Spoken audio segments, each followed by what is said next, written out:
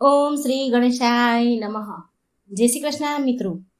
પવિત્ર નવરાત્રિમાં આપણે સાંભળી રહ્યા છીએ શ્રીમદ દેવી ભાગવત, અને આજે અત્યાર સુધીમાં આપણે 1 થી 4 સ્કંદ સાંભળી ચૂક્યા છીએ, અને હવે આપણે સાંભળીશું સ્કંદ 5મો. યા દેવી સર્વભૂતેષુ માનવ દુર્ગા રૂપેણ સંસ્થિતા નમસ્તસ્યે નમસ્તસ્યે નમસ્તસ્યે નમો નમઃ. જય માતાજી. સ્કંદ 5મો મિત્રો ધ્યાનથી સાંભળજો, અને આ વિડીયો જે દેવી ભાગવતના મેં મૂક્યા છે એ બીજાને પણ શેર કરજો, જેથી બીજાને પણ આ પુરાણ, આ દેવી ભાગવત સાંભળવા મળે, આપણને પણ એનું પુણ્ય મળે. તો મિત્રો આ કામ જરૂર કરજો, અને આ ચેનલને સબસ્ક્રાઈબ જરૂર કરી દેજો. સ્કંદ 5મો. રંભ, કરંભ તથા ઇન્દ્ર તથા દેવોનું મહિષાસુર વગેરે સાથે યુદ્ધ. રાજા જન્મે જમે કહ્યું, પ્રભુ તમે ભગવતી યોગેશ્વરીના પ્રભાવનું વર્ણન કર્યું, હવે આપ મને એમના ચારિત્રનું વર્ણન કરી મને કહેવાની કૃપા કરો, કારણ કે એ સાંભળવા માટે મારું મન અત્યંત રોમાંચિત છે. રાજા જન્મેજયની ઈચ્છા જાણીને વ્યાસજી કહેવા લાગ્યા, હે રાજન, હવે તમને હું ભગવતી દેવીનું ચરિત્ર વિસ્તારપૂર્ણ કહું છું, તે સાંભળો. પૂર્વ એક અત્યંત દુષ્ટ એવો ધરતી ઉપર મહિષાસુર નામનો રાજા હતો. એના રાજ્યકાળમાં દેવો અને દાનવો વચ્ચે ભયાનક યુદ્ધ હતું. રાજેન્દ્ર, આ મહિષાસુરે અત્યંત કઠોર એવું તપ કર્યું. સુમેરુ પર્વત ઉપર તપસ્યા કરતા મહિષાસુરને જોઈને દેવતાઓ આશ્ચર્ય પામ્યા. તેણે 10,000 વર્ષો સુધી તપ કર્યું, અને જ્યારે બ્રહ્માજી પ્રસન્ન થયા ત્યારે વરદાનમાં તેણે એવું માંગ્યું કે મારું મૃત્યુ થાય જ નહીં. ત્યારે બ્રહ્માજી કહેવા લાગ્યા, મહિષાસુર, જન્મ અને મરણ એ તો પ્રકૃતિનો ખેલ છે, તે મિથ્યા થઈ ન શકે, પરંતુ હું તને વરદાન આપું છું કે તારું મૃત્યુ જ્યારે પણ થશે ત્યારે તે સ્ત્રીના હાથે જ થશે, તને કોઈ પુરુષ મારી નહીં શકે. વરદાન મેળવીને એ દૈત્યરાજ પોતાના ઘેરે ગયો. બ્રહ્માજી પોતાના સ્થાને ચાલ્યા ગયા. હે પ્રભુ, આ મહિષાસુર કોના પુત્ર થયા? આ મહાબલીની ઉત્પત્તિ કેવી રીતે થઈ? એ તો મહાન આત્મા હતો, પછી તે મહિષ આવો ભયાનક દૈત્ય કેવી રીતે બન્યો? વ્યાસજી કહેવા લાગ્યા, હે જન્મેજય, રંભ અને કરંભ નામના 2 દાનવો દનુના પુત્ર થયા. આ રંભ અને કરંભને કોઈ સંતાન ન હોવાથી તેઓ બંને પુત્રની ઈચ્છાથી કઠોર તપ કર્યું. રંભ નામના દાનવે વડની છાયામાં પંચાગ્નિ સાધના કરવા લાગ્યો, જ્યારે કરંભ પંચનંદના પવિત્ર જળમાં ડૂબીને કઠોર તપ કર્યું. ત્યારે ઇન્દ્રએ ભૂંડનું રૂપ લઈને જળમાં જઈને પેલા દુરાચારી દાનવ કરંભના પગ પકડી લીધા, અને કરંભ ડૂબી મર્યો. ત્યારે રંભને તેના મૃત્યુ પામવાથી ખૂબ જ દુઃખ થયું, અને ખૂબ ક્રોધિત થઈ પોતાના ડાબા હાથે ખડક પકડી પોતાના વાણ ખેંચીને મસ્તક કાપી અગ્નિને ભેટ ધરવા તૈયાર થયો. ત્યારે તેને અગ્નિદેવે પ્રગટ થઈને રોક્યો, અને રંભને કહેવા લાગ્યા, રંભ, વરદાન માંગી લે. અગ્નિદેવનું કહેવું સાંભળી રંભ કહે, મારે 3 લોકમાં વિજય થાય તેવો પુત્ર આપો. અગ્નિદેવે કહ્યું, હે રંભ, તારી ઈચ્છા કામના પૂર્ણ થશે. તથાસ્તુ તું કોઈ સુંદર સ્ત્રી ઉપર મોહિત થઈશ, અને તેના ગર્ભથી તારે જોઈએ છે તેવો મહાપ્રતાપી પુત્ર તને મળશે. વ્યાસનારાયણ કહે છે, અગ્નિદેવે વરદાન આપ્યું. રંભે તેમને પ્રણામ કર્યા પછી પોતાને સ્થાને જવા રવાના થયા. દાનવો પશુ વૃત્તિવાળા જ હોય, તેથી રંભ પણ એ જ વૃત્તિવાળો હોય. એક ભેંસ રસ્તા જતી સામે મળી, તેના ઉપર કામવાસ સવાર થઈ અને તેના ઉપર આસક્ત થયો. આ સમયે ભેંસને ગર્ભધારણ કરવા માટેનો સમય થયો હોય. રાજાના વીર્યથી ભેંસને ગર્ભ રહી ગયો. કહે છે કે ભાવિ અત્યંત બળવાન હોય છે. એ જ સમયે એ ભેંસને જોઈ કામાતુર એક પાડો તેના ઉપર સવાર થઈ જતા રંભ તેને મારવા લાગ્યો. એટલે પોતાના કાર્યમાં વિઘ્ન નાખનારા રંભને પાડાએ પોતાના સિંગથી રંભના હૃદય ઉપર ઘા માર્યા, અને રંભને ઈજા થઈ, તેનાથી તેનું મૃત્યુ થયું. ત્યારે પેલી ભેંસ ભયથી વિહ્વળ થઈ ત્યાંથી નાસી છૂટી. એ જ સમયે વટવૃક્ષની છાયામાં બેઠેલો યક્ષોએ આ જોયું કે ભેંસ પોતાના શરણે આવી છે. ત્યારે યક્ષો પોતાના ધનુષ બાણું ઉઠાવી પેલા પાડા ઉપર બાણોથી વર્ષા કરી, અને બાણના પ્રહારથી પાડાનું મૃત્યુ થયું. ત્યાર પછી યક્ષોએ રંભના મૃત શરીરને અગ્નિ સંસ્કાર કરવા માટે ચિતા ઉપર ગોઠવ્યો. ભેંસને તે વખતે જ્ઞાન થયું કે મારનાર પોતાનો પતિ થાય, એટલે તે પણ રંભની પાછળ ચિતા ઉપર કૂદી અને સતી થઈ, અને મહિષ એટલે કે ભેંસ તથા પ્રેમી પતિને પોતાની છાતીએ દબાવી દીધો. ત્યારે તરત જ તે ચિતામાંથી મહાબલી મહિષાસુર નીકળ્યો. તેની પાછળ રંભ પણ બીજું શરીર ધારણ કરીને રક્તબીજના રૂપે નીકળ્યો. આમ મહાબલી રંભથી જ આ બંનેની ઉત્પત્તિ થઈ. વ્યાસ કહે છે, હે રાજન, દેવો દાનવો અને માનવોથી અવધ્ય હતો. મહારાજ, મહાન આત્મા મહિષાસુરના જન્મની તથા એને મળેલા વરદાનનો આ પ્રસંગ છે. વ્યાસજી કહે છે, આ પ્રમાણે મહિષાસુરનો રાજ્ય અભિષેક થયા પછી તે દાનવ જગત ઉપર રાજ્ય કરવા લાગ્યો. હે રાજન, બ્રહ્માજીના વરદાનથી દાનવ મહિષાસુર અભિમાનમાં ચકચૂર થઈ ગયો. તેણે પોતાના એક દૈત્યને દૂત બનાવી ઇન્દ્ર પાસે મોકલ્યો. દૂતે પોતાના દૈત્ય રાજને તે કહેવડાવ્યું હતું કે કહી સંભળાવ્યું કે ઇન્દ્ર, તમારી શક્તિઓને હું જાણું છું, તેમ છતાં તમને હું કહું છું કે તમે સ્વર્ગ છોડીને ગમે ત્યાં ચાલ્યા જાઓ અને તમારે અહીંયા જ રહેવું હોય તો મહાન મહિષાસુરની શરણાગતિ સ્વીકાર કરી લ્યો અને તેમના સેવક થઈને રહો. દૂત કહે છે, સચીપતિ, જો તમે મહારાજ મહિષાસુરના શરણાગત થઈ ગયા તો તે તમારી અવશ્ય રક્ષા કરશે, અને જો તમને આ વાત સ્વીકાર્ય નથી તો પછી યુદ્ધ માટે તૈયાર થઈ જાઓ. મહિષાસુરની આજ્ઞા અનુસાર દૂતે ઇન્દ્રને દૈત્યરાજ મહિષાસુરનો સંદેશ કહી સંભળાવ્યો. ઇન્દ્ર આદિ દેવો તથા બિડાલ મહિષાસુર તામ્ર દૈત્યો સાથેનું યુદ્ધ. વ્યાસજી કહેવા લાગ્યા, મહિષાસુરના દૂતના ગયા પછી ઇન્દ્રએ યમરાજ, પવનદેવ, કુબેર, વરુણ વગેરે દેવતાઓને બોલાવી કહ્યું, મહિષાસુર નામના પ્રસિદ્ધ એવા દાનવરાજે તેના દૂત મારફતે તેને સંદેશ કહેવડાવ્યો કે તમે તમારું સ્વર્ગ છોડી ચાલ્યા જાઓ અને જો તમારે રહેવું હોય તો મારું અધિપત્ય સ્વીકારી મારા સેવક થઈને રહો. દેવતાઓ, આ મહિષાસુર મહાબળવાન છે. વરદાન પામીને તે અભિમાની થઈ ગયો છે. આ એ મહિષાસુર છે કે જેનો પિતા રંભ નામનો દૈત્ય હતો. બધા દેવોને દૂતે જે કહ્યું તે સંભળાવી ઇન્દ્રએ પોતાના ગુપ્તચરોને દુશ્મન સેનામાં કેવા અને કેટલા બળવાન યોદ્ધાઓ છે તેમજ કેટલું સત્ય છે વગેરે બધા ભેદ જાણી તરત જ પાછા આવો એવી આજ્ઞા કરી. ત્યારે ગુપ્તચરોએ ત્યાં જઈને મહિષાસુરના સૈન્ય વિશેના બધો ભેદ જાણી ઇન્દ્રને કહી સંભળાવ્યો. દાનવ સૈન્યનો ભેદ જાણ્યા પછી ઇન્દ્રને ઘણું આશ્ચર્ય થયું. ત્યારે મંત્ર, વેદ તથા બૃહસ્પતિને બોલાવીને વિચાર વિમર્શ કરી સૌ દેવતાઓ ભેગા થઈને એવું નક્કી કર્યું કે યુદ્ધ જ અનિવાર્ય છે અને આપણે તે દાનવને હરાવી તેનો નાશ કરીશું. વ્યાસજી કહેવા લાગ્યા, હે રાજન, આમ નક્કી કરી સર્વ દેવો યુદ્ધ કરવા તત્પર થયા. બ્રહ્મા, વિષ્ણુ, શંકર આદિ દેવતાઓ પોતપોતાના વાહનો ઉપર બેસી દેવસેના સાથે નીકળી ગયા. ત્યારે ઇન્દ્ર પોતાના એરાવત ઉપર સવાર થઈ ચાલ્યા. દેવસેનને આગળ ચલાવી ત્યારે વચ્ચે જ મહિષાસુરના દૈત્ય સેનાનો ભેટો થઈ ગયો. પછી તો ત્યાં જ ધમાસણ યુદ્ધ થવા લાગ્યું. ધરતી કાપવા લાગી. મારો મારો, ઊભા રહો દેકારા પડકારા થવા લાગ્યા. એટલામાં સૈન્યના સેનાપતિ તિક્ષુરનો દેવોના હાથે વધ થઈ ગયું. આથી દૈત્ય સેનામાં ભંગણ પડ્યું. દૈત્યો ભાગવા લાગ્યા. ત્યારે મહિષાસુર અત્યંત ક્રોધે ભરાયો અને તેણે મહાબલી બિડાલ નામના દૈત્યને યુદ્ધ કરવા મોકલ્યો. મહાબાહુ, તું જા અને ઇન્દ્રને પરાસ્ત કરી દેવસેનાને છિન્ન ભિન્ન કરી નાખ. વ્યાસજી કહેવા લાગ્યા, એ બિડાલ દૈત્યમાં અસીમ બળ હતું. મહિષાસુરની આજ્ઞા થવાથી હાથી ઉપર સવાર થઈ બિડાલ દેવો સાથે યુદ્ધ કરવા લાગ્યો. દેવો અને બિડાલ વચ્ચે ભયાનક યુદ્ધ થવા લાગ્યું. ત્યારે ઇન્દ્રને આખા શરીરે ક્રોધ વ્યાપી જવાથી તેની ઇન્દ્રિયો શિથિલ થવા લાગી. એટલે તેને પોતાના પુત્ર જયંતને સાથે રાખ્યો. ઇન્દ્ર અને જયંત બિડાલ સાથે યુદ્ધે ચડ્યા. એ જ સમયે જયંતે 5 ભયાનક પણ બિડાલને માર્યો. બાણ વાગતાની સાથે બિડાલ રથમાંથી પડ્યા લાગ્યો. આ જોઈ તેના રથના સાથીને તેને પકડી રથમાં બેસાડી યુદ્ધ મેદાનમાંથી બહાર નીકળી ગયા. આ જાણીને દેવતાઓ આનંદથી ઝૂમી ઉઠ્યા અને વિજય ઘોષણા કરવા લાગ્યા. ત્યારે મહિષાસુરને ભયંકર ક્રોધ ચડ્યો અને તેને પોતાના સુરવીર પરાક્રમી એવા મહાબળવાન તામ્ર નામના દૈત્યને યુદ્ધ કરવા મોકલ્યો.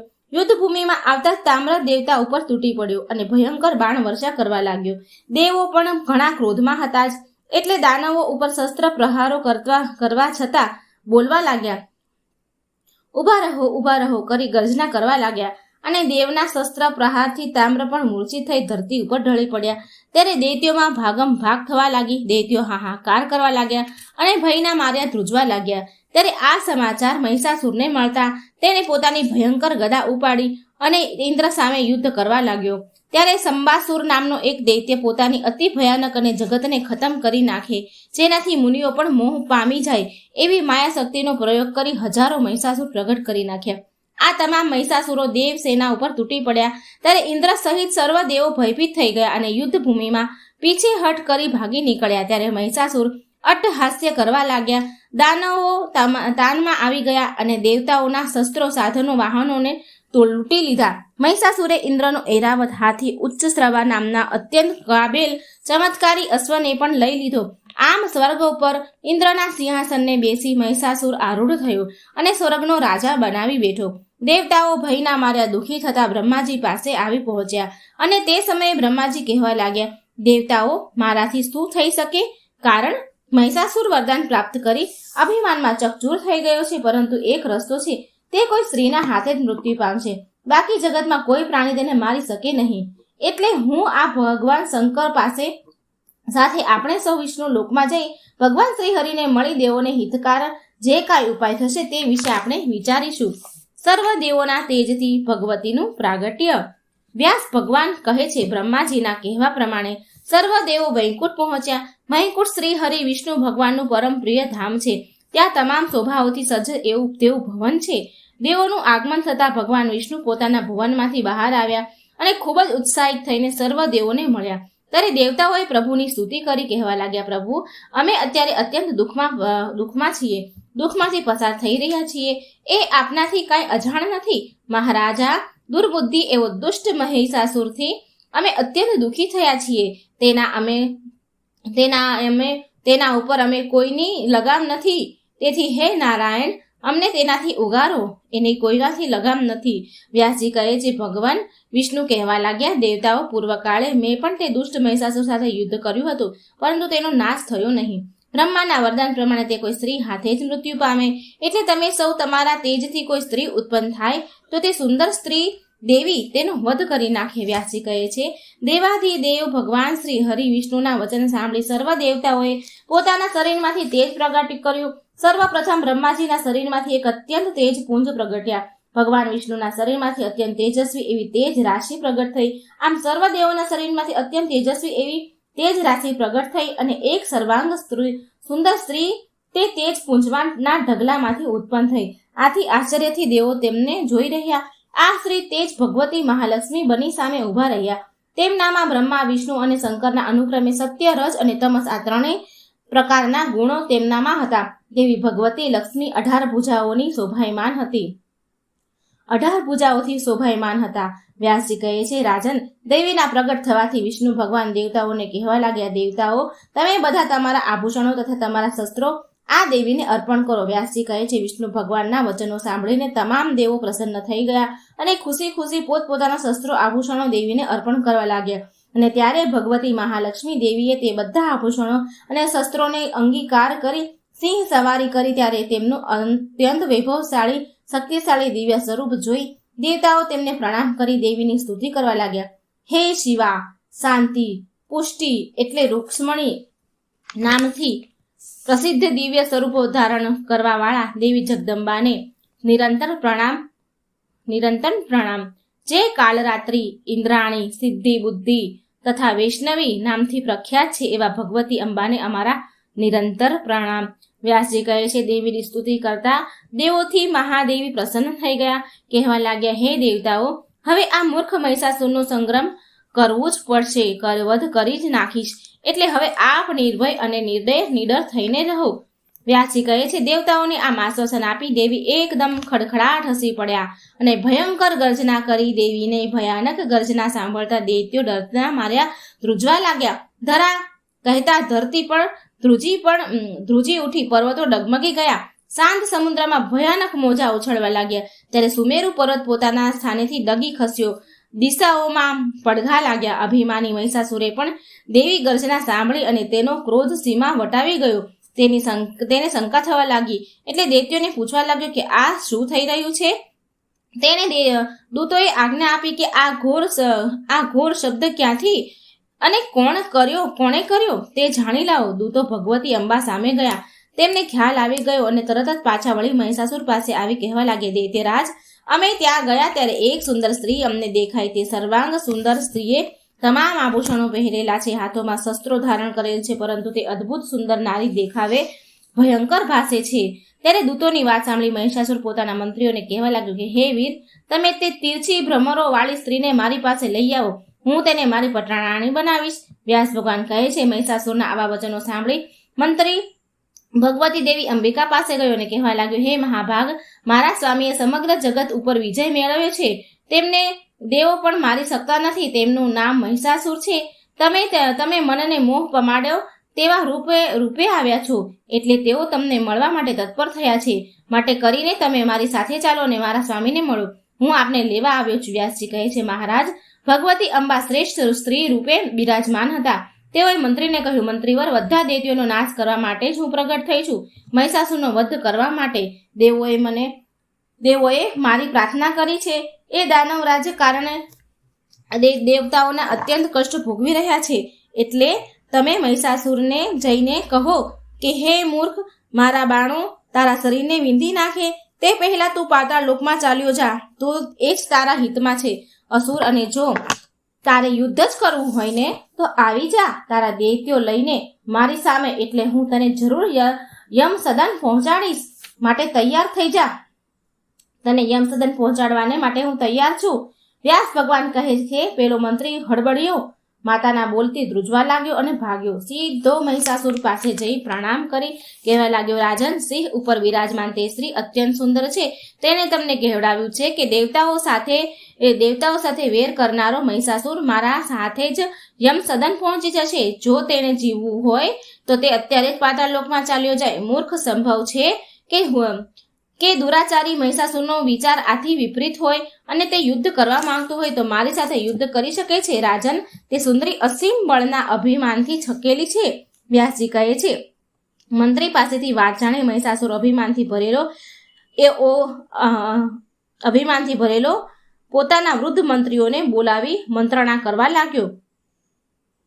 ત્યાર પછી પોતાના એક બળવાન યોદ્ધા તામ્રને બોલાવ્યો અને આજ્ઞા કરી, તામ્ર, તમે એ અભિમાની સ્ત્રીને યુદ્ધમાં જીતીને અહીંયા લઈ આવો. વ્યાસજી કહે છે, તામ્ર મહિષાસુરની આજ્ઞાથી પોતાના દૈત્ય સેના લઈને તે દેવી પાસે આવ્યો. તેણે ભગવતી અંબાને જોયા સિંહ ઉપર સવાર કરી બેઠા હતા. તે જોઈને તામ્ર દેવી ભગવતીને કહેવા લાગ્યા, દેવી, અમારા દૈત્યરાજ મહિષાસુર આપણી સુંદરતા અને ગુણ ઉપર મુગ્ધ થઈ ચૂક્યા છે અને આપની સાથે લગ્ન કરવા ઈચ્છે છે. તમે તેમનો મનોરથ પરિપૂર્ણ કરો. તમને તેની સાથે વિવાહ કરવાથી તમને અસીમ સુખ મળશે. તેની સાથે તમે વિવાહ કરો. વાસ્કલ દુર્મુખનો ભગવતીએ વધ કર્યો. વ્યાસજી કહે છે કે તામ્રની વાત સાંભળીને દેવીએ એક મહાભયાનક ગર્જના કરી અને ગર્જના સાંભળીને તામ્ર ધ્રુજ્યો અને પછી ભાગ્યો સીધો મહિષાસુર પાસે પહોંચ્યો. તામ્રને આવેલો જોઈને મહિષાસુરની બુદ્ધિ અંજાઈ ગઈ. એટલે તે પોતાના મંત્રીઓ સાથે વિચાર વિમર્શ કરવા લાગ્યો. ત્યારે તેના બંને મંત્રી વાસ્કલ અને દુર્મુખે મહિષાસુરને વચન આપ્યું કે અમે એ સુંદર દેવીને હરાવીને તમારી પાસે લઈ આવીશું.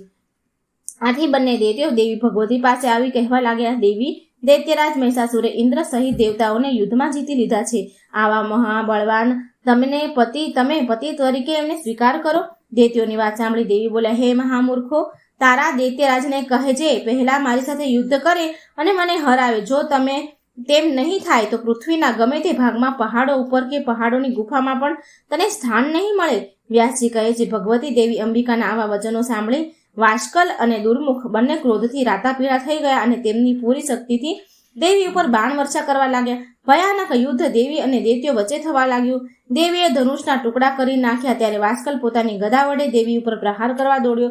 એટલે મહાદેવી ક્રોધ કરી વાસ્કલની છાતીમાં ત્રિશૂળનો પ્રહાર કર્યો. ભયાનક પ્રહારથી વાસ્કલ ધરતી ઉપર પડ્યો અને મૃત્યુ પામ્યો. વાસ્કલનો આમ વધ થયો જાણે દુર્મુખ ખૂબ જ દુઃખી થયો અને દેવી સામે યુદ્ધ કરવા લાગ્યો. ત્યારે એ બંને વચ્ચે ભયાનક યુદ્ધ થયું. એ વખતે દેવી જગદંબાએ પોતાની તલવાર વડે દુર્મુખનું મસ્તક તેના મુકુટ સાથે ધડથી જુદું કરી નાખ્યું. આ ખબર યુદ્ધભૂમિમાં ભાગી આવેલા દૈત્યોને મહિષાસુરને આપ્યા અને ક્રોધના આવેશમાં મહિષાસુર ધ્રુજવા લાગ્યો અને પોતાના 4 મહાબળવાન યોદ્ધાઓ ચિક્ષુરાખ્ય, તામ્રાક્ષ, અભિલોમા અને વિડાલક્ષને દેવી સામે યુદ્ધ કરવા મોકલ્યા. તેઓ વચ્ચે ભયંકર યુદ્ધ થયું અને ત્યારે દેવી જગદંબાએ એક પછી એક 4 દૈત્યોના વધ કરી નાખ્યા. તે સમયે દેવીના સિંહે પણ કેટલાય દૈત્યોને ફાડી નાખ્યા, કેટલાક મારી નાખ્યા. દૈત્ય સેનામાં ભંગણ પડ્યું. ભયના માર્યા બાકી બચેલા દૈત્યોએ આવીને મહિષાસુરને કહેવા લાગ્યા, મહારાજ, ચિક્ષુરાખ્ય, તામ્રાક્ષ, અસીલોમા અને વિડાલક્ષનો પેલી સુંદર સ્ત્રીએ વધ કરી નાખ્યો છે. અમારું રક્ષણ કરો, રક્ષણ કરો. દૈત્યોની પાસેથી મહિષાસુરે 4 યોદ્ધાઓના દેવી દ્વારા વધ થયો. જાણે પોતે ભયાનક ગર્જના કરી દેવી સાથે યુદ્ધ કરવા આવ્યો અને તેઓ વચ્ચે ઘોર યુદ્ધ થયું. ત્યારે દેવીએ તે મૂર્ખ અભિમાની દૈત્ય મહિષાસુરને કહેવા લાગ્યા, મૂર્ખ, હવે તું જો હમણાં જ હું તારો વધ કરી નાખું છું. આમ કહી દેવીએ વ્યાસજી કહે છે કે પોતાનું ત્રિશૂળ ઉપાડ્યું અને દૈત્ય ઉપર ત્રિશૂળનો છાતીમાં વાર કર્યો. પણ થોડી ક્ષણો મહિષાસુરને મૂર્છા આવી ગઈ, પરંતુ તે પાછો બેઠો થયો. યુદ્ધ કરવા લાગ્યો ત્યારે દેવીએ ક્રોધ કરીને 1000 દાંત વાળું દાંતાવાળું અમેશ ચક્ર મહિષાસુર ઉપર ફેંક્યું અને તેનું મસ્તક ધડથી જુદું કરી નાખ્યું. મહિષાસુરનું મૃત્યુ થવાથી બાકી બચેલા રાક્ષસો પાતાળમાં ચાલ્યા ગયા. વ્યાસજી કહે છે, દેવી દ્વારા આ બધા દૈત્યોનો નાશ થવાથી બાકી વધેલા રાક્ષસો પાતાળમાં ચાલ્યા ગયા. ત્યાર પછી તો શુંભ નિશુંભ વૃમ્રલોચન ચંડ રક્તબીજનો દેવી દ્વારા વધ થયો. દેવો ખૂબ રાજી થયા. ત્રણેય લોકમાં પુનઃ શાંતિ છવાઈ ગઈ. ઇન્દ્ર અને બધા દેવતાઓ સ્વર્ગ ગયા. વ્યાસજી કહે છે, આ બધા પવિત્ર આખ્યાનોને વાંચવાથી કે સાંભળવાથી શત્રુથી કોઈ ભય રહેતો નથી. જે કોઈ નિયમિત આ પવિત્ર આખ્યાનનું પઠન શ્રવણ કરે છે તેવા મનુષ્ય મુક્તિના અધિકારી બને છે. રાજા સુરથ અને વેશ્યનું સુમેધા ઋષિના આશ્રમે આગમન. દેવીની મહિમાનું વર્ણન. દેવી જગદંબા દ્વારા દેવોનું કાર્ય સંપન્ન થયું. રાક્ષસોનો નાશ થયો. એ સર્વ કથા સાંભળ્યા પછી જન્મેજયે પૂછ્યું, મુનિવર, આપ હવે એ બતાવો કે બધી કામનાઓ પરિપૂર્ણ કરનારા તે દેવી સર્વપ્રથમ કોના ઉપર પ્રસન્ન થયા હતા તથા કોને એવું દુર્લભ ફળ પ્રાપ્ત કરવાનો શુભ અવસર મળ્યો હતો? બ્રાહ્મણ સાથે ભગવતીની ઉપાસના, પૂજા તથા હોમની વિધિનું વર્ણન કરવાની કૃપા કરો. સૂતજી કહેવા લાગ્યા, રાજા જન્મેજય વાત સાંભળી સત્યવતી નંદન વ્યાસજી પ્રસન્નતાપૂર્વક મહામાયાનો મહિમા પ્રસંગ જન્મેજયને સંભળાવા લાગ્યા. વ્યાસજી કહેવા લાગ્યા, પ્રાચીન સમયની વાત છે. સ્વરોચિ મન્વંતરમાં સુરથ નામે રાજા થઈ ગયા. રાજા સ્વભાવે ખૂબ જ ઉદાર હતા. વળી પ્રજાપાલક હતા. સત્યવાદી, કર્મનિષ્ઠ, બ્રાહ્મણોના ઉપાસક, પોતાના ગુરુ શ્રદ્ધા રાખનાર તથા પોતાની પત્નીમાં જ સદા પ્રેમ રાખનાર હતા. આ રાજા સુરથનો પહાડોમાં રહેતા મલેચ્છો સાથે વિવાદ થતા યુદ્ધ થયું. તે યુદ્ધમાં સુરથની હાર થઈ. ત્યારે નિરાશ થઈને તેઓ પોતાના નગરમાં ગયા તો ત્યાં તેમને તેમના મંત્રીઓ દુશ્મનોને આધીન થઈ ગયા. દુશ્મનોનો સંગમાં ભળી જનારા મારા મંત્રીઓનો મારે વિશ્વાસ કરવો જેવો નથી. આમ વિચારી રાજા પોતાના ઘોડા ઉપર બેસી કોઈને કાંઈ કહ્યા સિવાય એકલા નગરમાંથી નીકળી પડ્યા અને એક ગાઢ જંગલમાં આવી પહોંચ્યા. અને ત્યાંથી આગળ જતા સુમેધા નામના મુનિનો આશ્રમ 3 યોજન દૂર હતો. ત્યાં જઈ નિર્ભયતાથી આશ્રમમાં વિશ્રામ કરવાનો નિર્ણય કર્યો. પછી ત્યાં નિવાસ કરવા લાગ્યા. આહાર, ફળ, ફૂલ ખાતા. એક દિવસ તેઓ આશ્રમમાં વૃક્ષના છાંયે બેસી પોતાના રાજ્યની તથા પ્રજાની ચિંતા કરતા બેઠા હતા.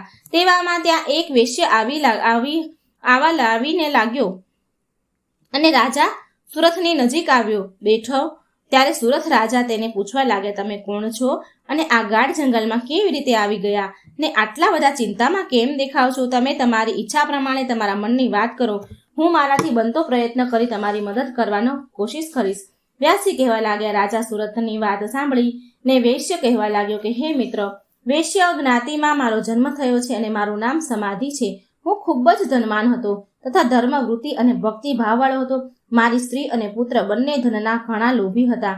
તેઓને મારું ધન જોઈતું હતું અને ભોગ વિલાસમાં વાપરવું હતું. તેથી તેઓ મને કંજૂસ કહીને મને તેઓએ જાકારો આપ્યો અને હું અહીંયા દુઃખી થતો આવી પહોંચ્યો. મિત્ર, હવે મારી કહાની સાંભળો. તમે તમારી વાત કહેવા કૃપા કરો. ત્યારે રાજા સુરત સમાધિને કહેવા લાગ્યા, મારું નામ સુરત છે અને દૂરના નગરનો હું રાજા છું. શત્રુઓએ મારા ઉપર ચઢાઈ કરી. મારા મંત્રીઓ તેમની સાથે ભળી ગયા છે.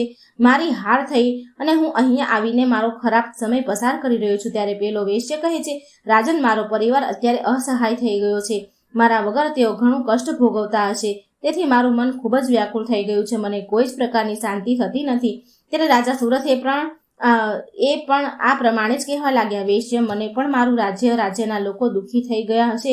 તેથી હું પણ દુઃખ ભોગવું છું. આશ્રમમાં મુનિજી અત્યંત શાંત પ્રકૃતિવાળા છે. તેઓ પાસે આપણે બંને જઈને તેમને આપણા દુઃખની વાત કરીએ. તેઓ અવશ્ય કોઈ ઉપાય બતાવશે. વ્યાસજી કહે છે, આમ વિચાર કરી સુરથ રાજા અને સમાધિ વેશ્ય બંને અત્યંત નમ્ર થઈ પોતાના દુઃખ શોકનું કારણ પૂછવા માટે સુમેધા મુનિ પાસે ગયા. તે સમયે તે પરમ આદરણીય મુનિ આસન ઉપર શાંત ચિત્તે બેઠા હતા. સુરથ રાજાએ તેમની પાસે જઈ મસ્તક નમાવી પ્રણામ કર્યા અને શાંતિથી ત્યાં બેસી પોતાના દુઃખ કહેવા લાગ્યા. ત્યારે સુમેધા ઋષિએ તેમને શોક અને મોહનો નાશ કરવાવાળા ઉત્તમ જ્ઞાનનો ઉપદેશ આપવાનો આરંભ કર્યો. ઋષિ કહેવા લાગ્યા, રાજન, શાંત ચિત્તે સાંભળો. હું તમને બંધન અને મોક્ષનું કારણ બતાવું છું. જે સંસારના સર્વ પ્રાણી માત્રને મોહ પમાડનાર મહામાયા છે, તેઓ અનાદિ છે. તેઓ બધાના સર્વોપરી હોય નિત્ય સ્વરૂપિણી આ સૃષ્ટિનું પાલન સહાર આ બધા કાર્યોની કરતા હતા. મહામાયા ભગવતી દેવી જગદંબિકા જ છે. તેમની જ કૃપા દ્વારા જ બ્રહ્મા, વિષ્ણુ અને મહેશ બધી શક્તિઓ પ્રાપ્ત થઈ છે. એમને તેઓ સાવિત્રી, લક્ષ્મી અને ગૌરીના નામથી ઓળખાય છે. એટલે બ્રહ્મા સાથે બીજા દેવતાઓ દેવેશ્વર કહેવાતા હોવા છતાં મહાદેવી ભગવતીનું પૂજન, પ્રાર્થના, સ્તુતિ કરે છે. સૃષ્ટિ, સ્થિતિ અને સંહાર કરવાવાળા તે દેવી ભગવતી છે. સર્વ કોઈ તેમને આધીન છે. હે રાજન, તમને મેં દેવી ભગવતીનું આ ઉત્તમ એવું ચરિત્ર તમને સંભળાવ્યું છે. જગતમાં તેમના ચરિત્રનું વર્ણન કોઈ કરી શકે તેમ નથી. સુમેધા દ્વારા દેવી પૂજનનું વર્ણન. સુરથને રાજ્ય, વૈશ્ય સમાધિને જ્ઞાન પ્રાપ્તિ. રાજા સુરથે કહ્યું, ભગવાન, હવે આપ મને ભગવતી જગદંબિકાની આરાધના અને પૂજા વિધિ કહેવાની કૃપા કરો. સુમેધાજી કહે છે, રાજન, સર્વપ્રથમ સ્નાન વિધિ કરીને પવિત્ર વસ્ત્ર ધારણ કરવા અને પૂર્ણ સાવધાની રાખી આચમન કરી પોતાનું શરીર શુદ્ધ કરી લેવું. ત્યાર પછી ઉત્તમ આસન સ્વચ્છ લીપી ગુંથી ધરતી ઉપર આસન બિછાવી તેના ઉપર બેસી ખૂબ જ પ્રસન્નતાપૂર્વક 3 વખત વિવિધ આચમન કરવું. તેને પોતાની શક્તિ પ્રમાણે પૂજન સામગ્રી લાવી પોતાની પાસે રાખી ત્યાર પછી ભૂત શુદ્ધિ કરવા પ્રાણાયામ કરવું. મંત્ર બોલીને તમામ પૂજા સામગ્રી ઉપર પાણી છાંટી પ્રાણ પ્રતિષ્ઠા કરી ત્યાર પછી પવિત્ર તાંબાના પાત્રમાં સફેદ ચંદન અથવા તો અષ્ટગંધથી ષટકોણ મંત્ર લખવો. મંત્રના 8 બીજ 8 ખૂણે લખવા. 9મો અક્ષર મધ્ય કર્ણિમાં લખવો. પછી વેદોક્ત વિધિ પ્રમાણે તે યંત્રની પ્રાણ પ્રતિષ્ઠા કરવી. જો યંત્રનો અભાવ હોય તો ધાતુની પ્રતિમા બનાવી અને ત્યારબાદ વેદોક્ત વિવિધ વિધિથી પૂજન કરવું. નિર્વાણ મંત્રના જાપ કરવા. દરરોજ 3 ચરિત્રનો પાઠ કરો જરૂરી છે. ત્યારબાદ વિસર્જન કરવું. રાજન, પોતાનું કલ્યાણ થાય તેવું ઈચ્છનારા પુરુષે આસો અને ચૈત્ર મહિનામાં શુક્લ પક્ષમાં નવરાત્રિ વ્રત કરવું. 8મ, 9મ અને 14ના દિવસે ભગવતીની વિશેષ પૂજા કરવી જોઈએ. જે કોઈ સ્ત્રી અથવા પુરુષ ભક્તિમાં તત્પર થઈને નવરાત્રિ વ્રત કરે છે તેના સર્વ મનોરથ ક્યારેય નિષ્ફળ થતા જ નથી. આસો માસના શુક્લ પક્ષમાં ઉત્તમ નવરાત્રિ વ્રત જે કોઈ ભક્તિભાવથી કરે છે તેને તમામ કામનાઓ સિદ્ધિ થઈ જાય છે. વેદોક્ત મંત્ર વિધિથી કળશનું સ્થાપન કરવું. આ કળશથી ફરતે સુંદર જ્વારા વાવી તેની ઉપર પુષ્પની માળાઓથી ચંદરવોને શોભિત કરવો. ત્યાર પછી ધૂપ દીપ કરી ભગવતીની સ્થાપના કરવી. તેમની સવાર, બપોર અને સાંજ આમ 3 વખત ભગવતીનું પૂજન કરવું. ભગવતી ચંડિકાના પૂજનમાં પોતાની શક્તિ પ્રમાણે ખર્ચ કરવું. કંજુસાઈ કરવી નહીં. 8મ તથા 9મ બેમાંથી કોઈ પણ દિવસે વિધિ સહ યજ્ઞ કરવો. ત્યાર પછી બ્રાહ્મણોને ભોજન કરાવવું અને દક્ષિણા આપી પ્રસન્ન કરવા. નવરાત્રિના વ્રતના પારણા 10મને દિવસે કરવા. ભક્તિવાન રાજાએ તે સમયે દાન કરવું. હે રાજન, તમે આ વિધિ પ્રમાણે ભગવતી ચંડિકાની પૂજા આરાધના કરો. આમ કરવાથી તમારા તમામ શત્રુઓ પરાસ્ત થઈ જશે અને તમને સર્વશ્રેષ્ઠ ઉત્તમ એવું રાજ્ય પાછું મળશે. હે વૈશ્ય, હવે તમે પણ મેં બતાવેલા આ જ ભગવતી મહામાયાની આરાધના કરો. વિધિપૂર્વક નવરાત્રિનું વ્રત કરો. ભગવતી એ જ જગતની અધિષ્ઠાત્રી છે. તમારા સર્વ મનોરથ પૂર્ણ કરશે. જો મહામાયા ભગવતી ચંડિકાની ઉપાસના નથી કરતા તેઓ નરકના અધિકારી બને છે. વ્યાસજી કહે છે, સમાધિ, વૈશ્ય અને રાજા સુરત અત્યંત દુઃખી થયા. ત્યારે સુમેધા મુનિની વાત સાંભળીને પ્રણામ કરી કહેવા લાગ્યા, ભગવાન, આપના મુખથી નીકળેલી પવિત્ર વાણીએ અમને પવિત્ર કરી દીધા છે. અમે અનાથોના અંતઃકરણમાં ખૂબ જ દુઃખ ભરેલું હતું. એ દુઃખ આપના આશ્રમમાં આવવાથી દૂર થઈ ગયું. આપના પવિત્ર દર્શન માત્રથી અમને હૃદયમાં શાંતિ થઈ છે. આપના મુખેથી મહાદેવીનો નવકાર મંત્ર અમને મળવો જોઈએ. આથી કરીને અમે ઉપવાસ વ્રત કરીને પૂજન કરીશું તથા આપે આપેલા મંત્રનો જાપ કરીશું. વ્યાસજી કહે છે, આ પ્રમાણે સુરથ અને સમાધિએ પ્રાર્થના કરી. ત્યારે સુમેધાજીએ તેમને ધ્યાન બીજ અને નવાક્ષર મંત્રનો ઉપદેશ કર્યો. ત્યારબાદ તેઓ એક પવિત્ર નદી તટે ચાલ્યા ગયા અને ત્યાં તેમણે એક નિર્જન એકાંત સ્થળે આસન જમાવી પોતાનું ચિત્ત સ્થિર કરીને બેઠા અને શાંત થઈને તપ જપ કરવા લાગ્યા. આમ 1 મહિના સુધી તેઓએ એક આસને બેસી જપ કર્યા. તેઓના નિયમ હતો કે 3 ચરિત્રનો પાઠ કરો. તેઓ આમ 1 મહિનામાં પછી ભગવતીના ચરણ કમળોમાં તેમને શ્રદ્ધા ભક્તિ વધારે ઉત્પન્ન થઈ અને તેમની બુદ્ધિમાં કોઈ સંકલ્પ વિકલ્પ ન રહ્યા. વ્યાસજી કહે છે, રાજન, રાજા સુરત અને સમાધિ વૈશ્ય પણ આ જ પ્રમાણે નદી તટે જઈને મન શાંત કરી જપ તપ કરવા લાગ્યા. અવારનવાર તેઓ મુનિ સુમેધા પાસે જઈ તેમનું માથું નમાવી પ્રણામ કરીને પાછા પોતાને સ્થાન આવી નવાક્ષર મંત્રનો જાપ કરતા તેઓ પહેલા ફળ ફૂલનો અક્ષર કરતા, પરંતુ ત્યાર પછી સૂકા પાન ખાઈને જપ તપ કરવા લાગ્યા. આમ બંને 1 વર્ષ સુધી તપસ્યા કરી. 2 વર્ષ તપ કરતા પૂર્ણ થયા ત્યારે દેવી ભગવતીએ તેમના સપનામાં આવી દર્શન આપ્યા. ત્યારે તેઓ બંને કૃતકૃત્ય થઈ ગયા અને દેવી પ્રત્યે તેમના મનમાં પ્રેમ વધારે ઉછળવા લાગ્યો. 3 વર્ષ તપ કરતા પૂર્ણ થયું. આવું કઠોર વ્રત તપ કરતા સમાધિ અને રાજા સુરથને મહાદેવીએ પ્રત્યક્ષ પ્રગટ થઈ દર્શન આપ્યા અને દેવી કહેવા લાગ્યા, રાજન, હું તમારા ઉપર તમારી ભક્તિથી પ્રસન્ન છું, માટે કરીને તમે ઈચ્છિત વરદાન માંગો. વ્યાસજી કહે છે, દેવીના દર્શન અને વાણીથી રાજા સુરથ આખું અંગ પ્રસન્નતાથી ભરાઈ ગયું. તેમણે કહ્યું, એ દેવી, આપ બળપૂર્વક મારા શત્રુઓનો વધ કરો અને મારું રાજ્ય પાછું અપાવો. દેવી કહેવા લાગ્યા, રાજન, હવે તમે તમારા સ્થાને ચાલ્યા જાઓ. તમારા શત્રુઓની શક્તિ સમાપ્ત થઈ ગઈ છે. હવે તેઓ યુદ્ધમાં તમારાથી પરાજિત થઈને નાસી જશે અને તમારા એ દગાબાજ મંત્રીઓ પણ તમારે શરણે થઈ જશે. રાજન, 10,000 વર્ષ સુધી અખિલ ભૂમંડળનું રાજ્ય આનંદપૂર્વક કરી અંતે તમારું આ શરીર સમાપ્તિ થઈ જશે અને તમે સૂર્યના પુત્ર થઈ મનુપદને પામશો. વ્યાસજી કહે છે, તે સમયે પુણ્યાત્મા વેશ્યે દેવીને કહ્યું કે, હે દેવી ભગવતી, મને હવે મારી સ્ત્રી કે પુત્ર તથા સંપત્તિને કોઈ ખેવના રહી નથી. માટે કરીને આપ મને વિરુદ્ધ જ્ઞાન પ્રદાન કરો, વિશુદ્ધ દાન પ્રદાન કરવાની કૃપા કરો. વેશ્યની મનોકામના જાણીને દેવી ભગવતીએ કહ્યું, ઉત્તમ વેશ્ય, તમે હવે અવશ્ય જ્ઞાનની પ્રાપ્તિ તમને થશે. આમ રાજા સુરથ અને વેશ્યની સમાધિને દેવીએ વરદાન આપ્યું અને ત્યાંથી અંતર ધ્યાન થઈ ગયા. ભગવતી દેવીના અંતર ધ્યાન થઈ ગયા બાદ સુરથે સુમેધા મુનિને પ્રણામ કર્યા અને તેઓની આજ્ઞા લઈને આશ્રમમાંથી ચાલ્યા ગયા. પેલો સમાધિ વેશ્ય પણ દેવીની કૃપાથી પરમ જ્ઞાની થઈ ગયો.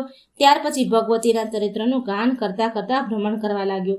વ્યાસજી કહેવા લાગ્યા, આ પ્રમાણે મેં દેવી ભગવતી જગદંબાના ચરિત્રનું વર્ણન કર્યું. સુરથ રાજા અને સમાધિ વેશ્યને દેવીની આરાધના કરવાથી ઉત્તમ એવા ફળની પ્રાપ્તિ થઈ. હે રાજન, જે કોઈ મનુષ્ય આ અદ્ભુત એવા ઉત્તમ દેવી ચરિત્રની કથા સાંભળે છે કે વાંચે છે, તેને જ્ઞાન અને મોક્ષની, યશની, સુખની પ્રાપ્તિ સુલભ થાય છે.